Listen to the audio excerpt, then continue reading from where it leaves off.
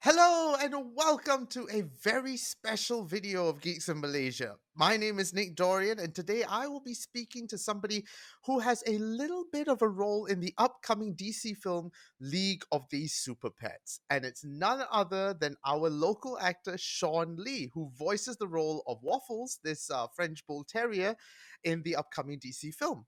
Let's check it out. Wake up, buddy. It is walk o'clock. I have an owner.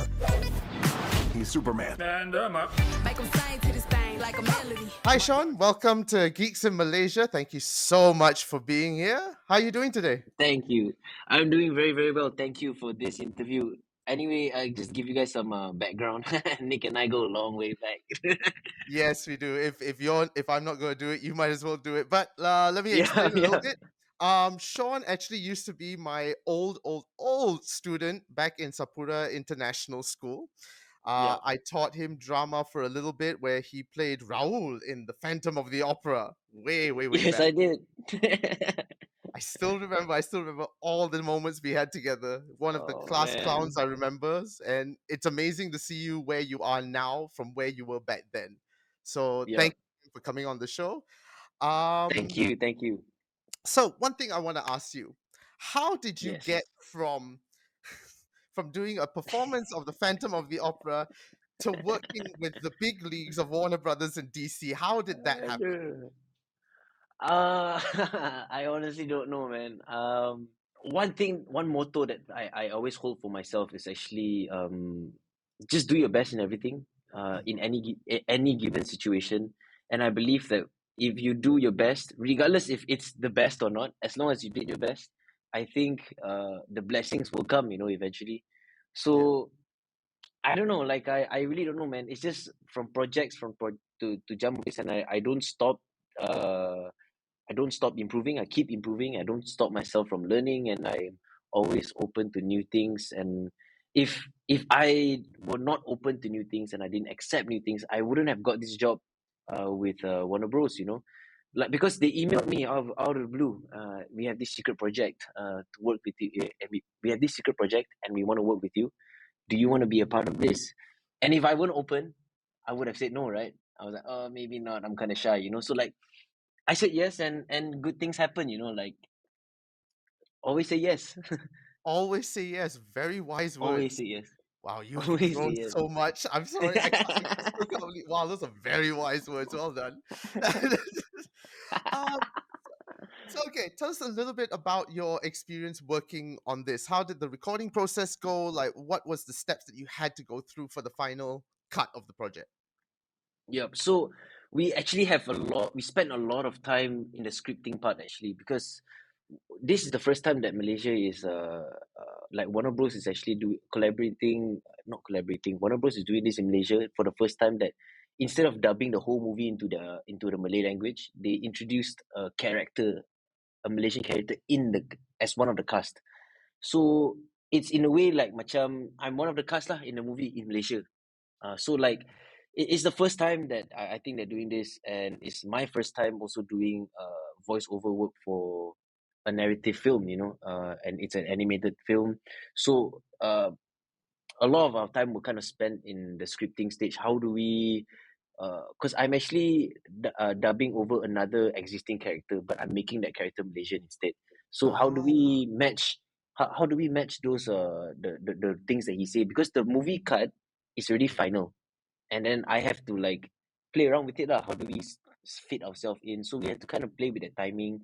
That's the only time we have, actually. The amount of lines are already set, how many lines I already have, and then we kind of have to figure out which Malay word or which Malaysian word to put in there to make it, like, oh, it sounds okay with this. It matches the mouth, like it doesn't look too off.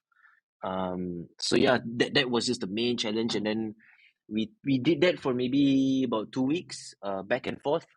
Me going to the office, we doing Zoom calls, WhatsApp messages, and then about 2 weeks later, we went to the studio. In SDI Media. They actually do a lot of voiceover work for all these like Disney shows, Warner Brothers shows, all these animated films. They do it in Malaysia here also.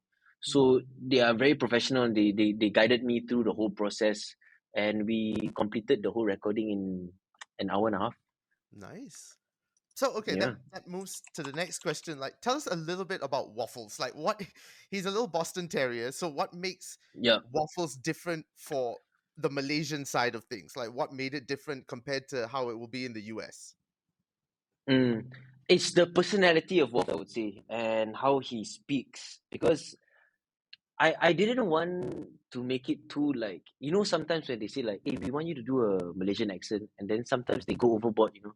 I tell you, you do that, like very like typical, and not all of us speak like that. I tried to make it as natural for me as possible and make it as real for me and as real to the viewers as well. So basically how you think, how you hear me speak right now, a little bit like this, but less, but with more character lah. His character is very like, hey bro, like, like it's very like macam tu kan, like lepak chill macam tu, aduh kau ni pun, like that kind of stuff. He's like that tau. So I just added that kind of flair into it, and then yeah, that is what is special lah. We have all these small little things like, I managed to put in a bit of Malaysian punya apa tu, perkataan lah yang famous lah. Like we always say like aduh, like je, ini tu, macam tu. So like those kind of stuff I managed to slot it in. So if you guys can catch it, then it'll be great lah. I hope so. I hope people catch it. Now, before we end this interview, we're running a little bit out of time. Two last questions. What growing up, what has been your favorite superhero and why? It is as simple as Superman actually, because I don't know, that was the most shown superhero to me, at least, that I have seen. We always see about Superman. Superman is always like the man, he's super, he's everything, saves the world, saves the girl, saves everything. He has super strength, super speed, can fly, everything. He's Superman. And that's what I love, man. And I feel like I can resonate a little bit because on his when he wears his suit, he always has this big S over there, right? And my name starts with S, and my name is Sean. So like I'm like, okay juga ni, it kind of fits. So yeah, Superman is definitely my go-to superhero. Well, we've got our own local Superman, Sean Man, I guess. Sean Man.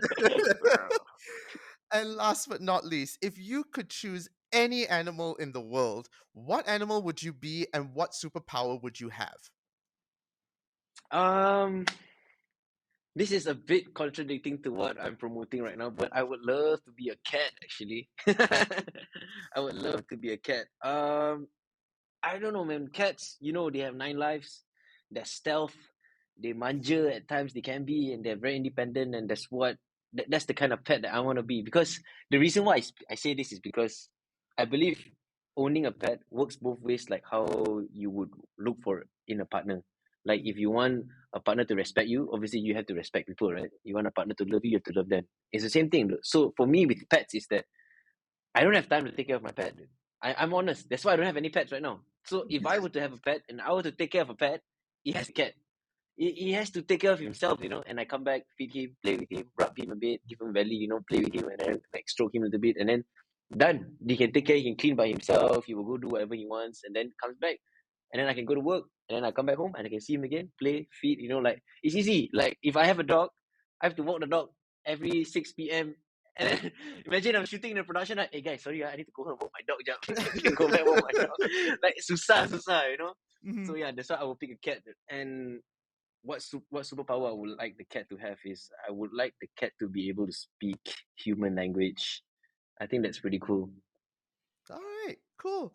Thank you so much again for coming on the show, Sean. And Thank hope you for having me. it's been great to see you again after all these years.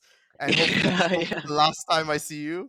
But all the best I with hope it's you. All not. the best for DC and the League of Super Pets and for your career Thank you. ahead. Thank you so much. And make sure you catch DC League of Super Pets when it hits our shows on the 28th of July, this coming Thursday. So, yes, if you like what you see, make sure you follow us on all the social media platforms: Facebook, Instagram, Twitter, whatever, you name it, we're on it at Geeks in Malaysia. And if you'd like to give us some love, head to ko-fi.com/geeksinmalaysia. And if you want to give us a shout, you can always email us at geeksinmalaysia@gmail.com. So, my name is Nick Dorian. Thank you so much for watching. And as always, keep geeking out, yo.